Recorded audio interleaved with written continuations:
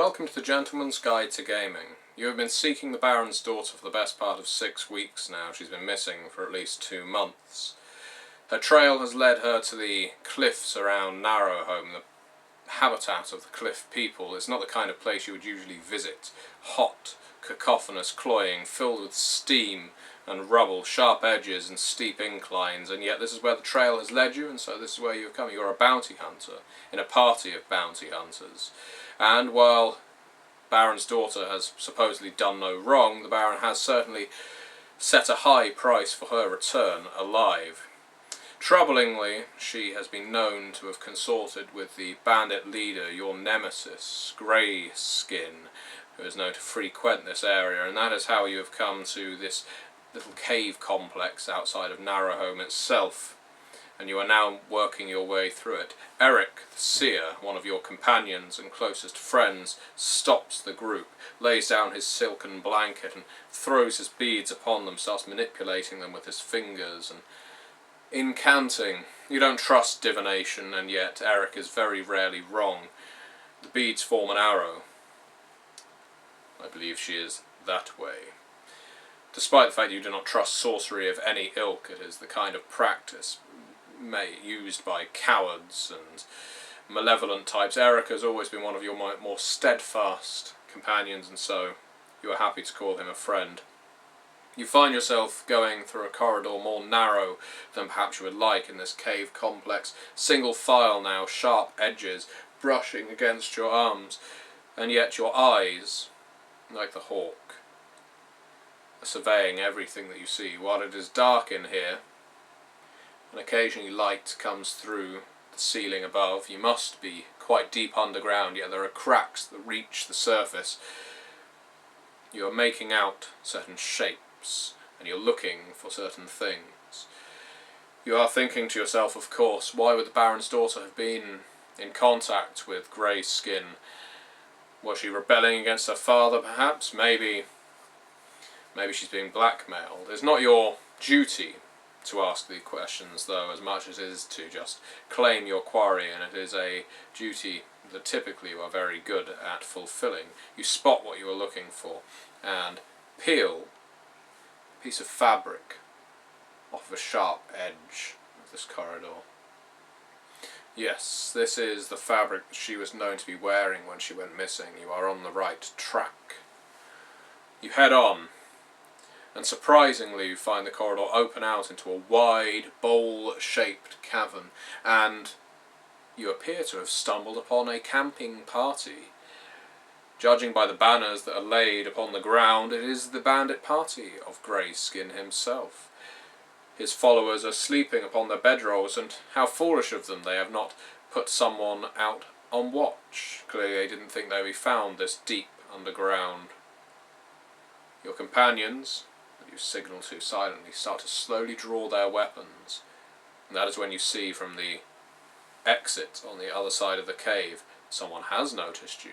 It's Greyskin himself. You can recognise him from his mottled complexion, and he already has his trademark flail in hand. He bares his yellow teeth and is about to shout out, but you beat him to the punch. With a roar of the lion that is enough to intimidate any lesser man, your axe is in your hand and you are charging across the camp towards Greyskin. You will get answers from your arch-enemy, for you have sworn that you will bring him down, and then you will give him the execution that he sorely deserves. Jaws of the Six Serpents by Tim Gray and Silver Branch Games. Jaws of the Six Serpents is a small game, about 130 pages in size. It can be purchased through DriveThruRPG, and is one that is all encapsulated in one book. Although, as it's 130 pages, you may be forgiven for thinking, well, that's not going to be much setting material, or indeed much in the way of rules, and you would be right. It isn't, however, a fault, because this game shows that a game can be minimalist and highly successful at the same time. It does exactly what it sets out to do, in my opinion, and that is something that I will describe to you. The setting, first, of Westmere, which can be taken or left as you so choose in this game, because it is so utterly simple. It is like a Conan the Barbarian style setting, very much a setting where magic is something to be feared. If you're a sorcerer, you often live in a tower, or up a tree, or up a mountain, and are left quite alone to do what you will. There's 4 schools of magic, however, it isn't really encouraged that you take up either of them or try to become a master in any of them. And likewise, you are finding yourself more in the sort of Riddle of Steel school that weapons are the way forward. Combat is the way to make your way in the world, as well as communication, diplomacy, and intimidation. Magic is very much on the fringe. The fantasy lies in the combat and the bloodshed, and in that sense it's very much a sort of Dark Age kind of a game, low fantasy, high medieval, but with certain elements that are off. So, for instance, you will have giant apes, giant scorpions, seemingly sentient rats, things like that will throw you off and make your antagonists duly fantastic, but your characters are quite mundane. Now, that may sound dull to you, but that's very much the sort of Conan shape, and I don't think that's a bad thing. In fact, it's a setting that doesn't really get used much in the more popular role-playing games such as D&D and Pathfinder, and yet it is something a lot of people are quite well drawn to. In fact, I would even style Elric of Michael Moorcock fame as being high in swordsmanship, low in fantasy, because while Stormbringer is, of course, chaos incarnate in his hand, there aren't many people going around throwing fireballs or magic missiles. And the same goes for Jaws of the Six Serpents. The world itself is divided by the Six Serpents, in a sense. The Six Serpents are 6 urges, the urges being your elemental symbols, like thus. They all feed into one another, they are all at odds with one another, your elements being earth, wind, water, fire, metal and wood. There may well be a 7th, however, a 7th serpent, and while these serpents are fighting one another, consuming one another constantly, they are keeping themselves in balance. If one of them were to become more powerful due to the rise of a civilization that was working in an effort to, let's say, support this particular element, then it may well tilt the world entirely. And that's something that's kind of going on in the background in almost a Lovecraftian sense, but you could certainly apply it in a fantasy sense. These worms, these dragons, these serpents could descend to the world at any point and take their fight to the surface. Of course, it may just all be myth, it may all just be a lie, but there are those that follow the serpents religiously, cultists and the like.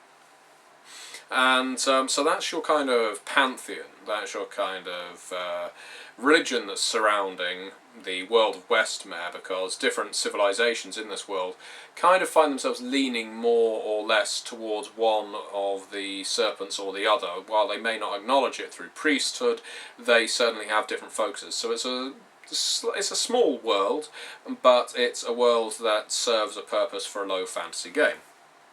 Now, the setting itself is as such, but the system is the PDQ system, and I'll forgive you for not knowing what that is. It's the Prose Descriptive Qualities system. What is that, however? Well, if you imagine that your stats are ranked everywhere from poor to average, to good, to expert, to master, then your characters can be anywhere between any of those things. Now, poor -2, average 0, good +2, expert +4.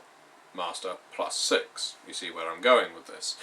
You can have your statistics anywhere between there based on your point attribution at character creation, and when you roll your 2d6 you add the relevant bonus that you've got based on how good you are, on how good your qualities are, and you're trying to defeat a certain target number, which ascends in odd numbers, so from the particularly easy of you're just aiming to get a 3 through to a 5 to a 7 to a 9, 11, 13.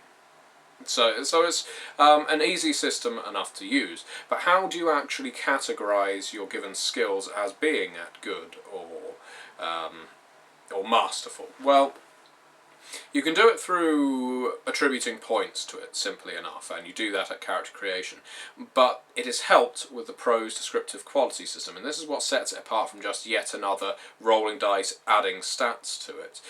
When you create your character, you can give yourself certain qualities. You can say you are particularly good at something, but in a descriptive fashion. So, for instance, we could have taken our bounty hunter from the opening fiction and say that we could give him the little bit of prose, determined to bring down his arch nemesis.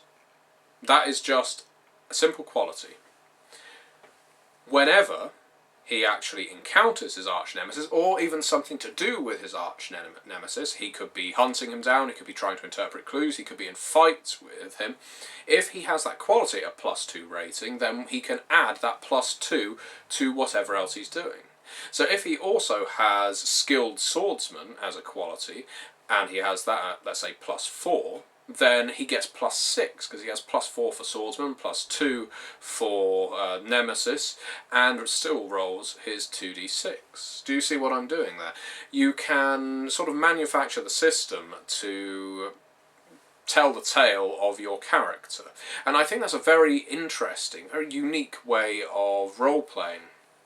It's something I've not seen done before, and it's something that had particularly grabbed me, because while it can certainly be broken, it can be manipulated by a power gamer who could arguably just put a general description down like Weapon Master. And that means whenever he's looking at weapons, fixing weapons, examining weapons, using weapons, he will always get his +4. Well, while that can certainly be abused, what I would recommend is that the player discusses the qualities they choose with their given GM. You can instead, of course, restrict it. It's not good to restrict it too much. You don't want to say something like, whenever the moon is full, you are particularly virile, because that's not really going to help you much. So there's a certain level of meta to it. You want things that are going to help your character in a role-playing, adventuring situation. You don't have to. And it's quite interesting to pick things that don't seem to fit the norm that a character would have in a fantasy game, and see how you can actually apply them in the course of the game without being too farcical, like, this battle's turning me on, so because I have supremely lusty as a quality, I'm going to apply that as a bonus.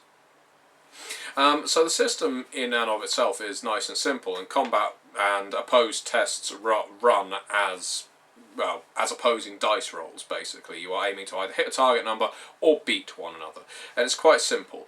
Damage in this game is a very interesting concept as well, because rather than hit points or any sort of life chart, what you actually do is reduce your qualities by a stage. So, for instance, let's say you get hit by a sword, let's say you lose in a combat, within the first round of combat.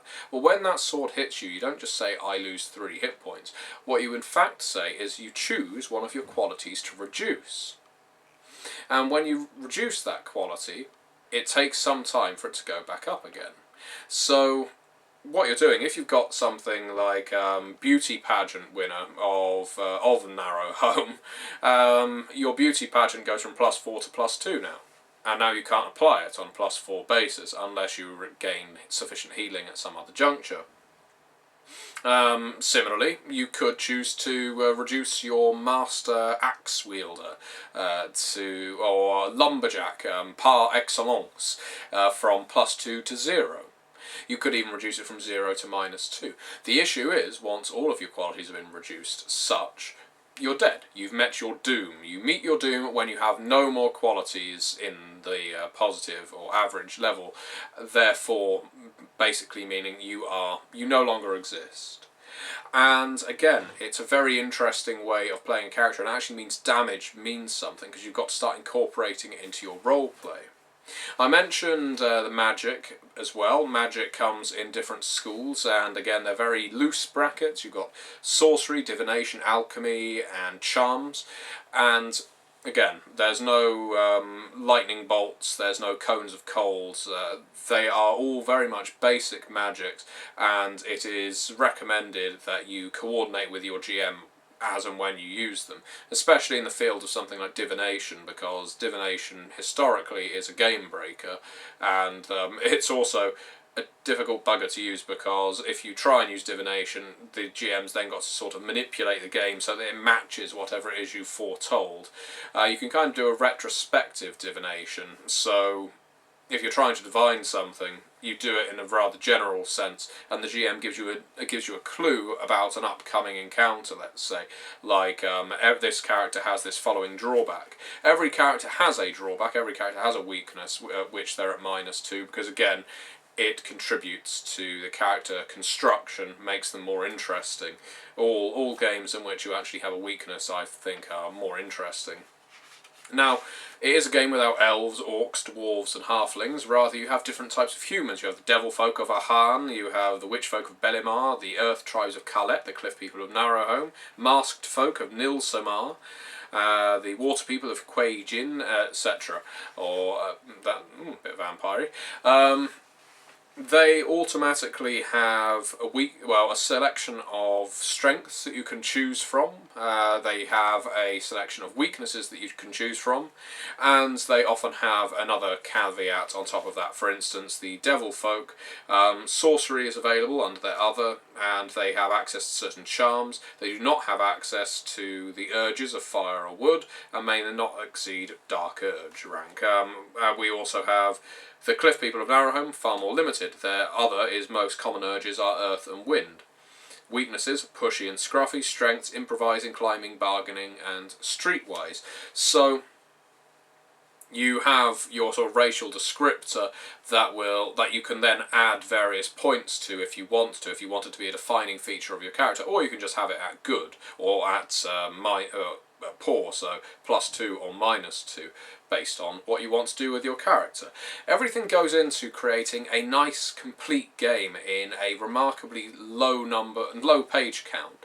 And while there is a supplement for this, Serpent's Teeth, I believe it's called, and there may be more now, I do recommend this book on its own, to be honest, and certainly look the source book up, but this book does have everything you need to run a complete adventure. It's quite light on setting, as described, but it's got enough hooks there that a capable GM can just run with it. It's even got basic sort of adventure guidance in here.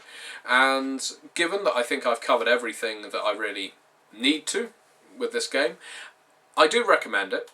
It's very reasonably priced, and if you're into a low fantasy, dark medieval style setting with a hint of dark and horrible magic in the background, then you can do a lot worse than Jaws of the Six Serpents. It's a good read, it's good fun to run, good fun to play. Thank you very much for watching.